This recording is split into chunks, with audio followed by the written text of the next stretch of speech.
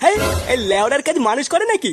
বাড়া সারাদিন গাড় ফাটিয়ে সেটা চিরে কাজ করে লাস্টে পাবো 200 টাকা, তার উপরে আবার এই সেটা চিরে রোদ। বাবারে, হয় নাকি?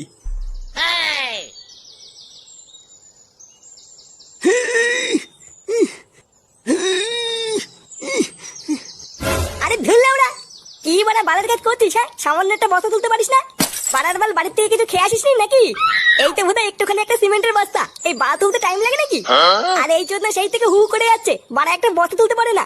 সর বাড়া সর, শিখে নে, দেখ আমি কি করে তুলি।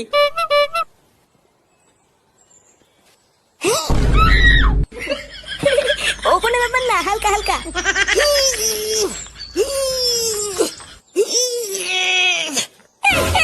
উড়ি উড়ি উড়ি উড়ি উড়ি ও মামা।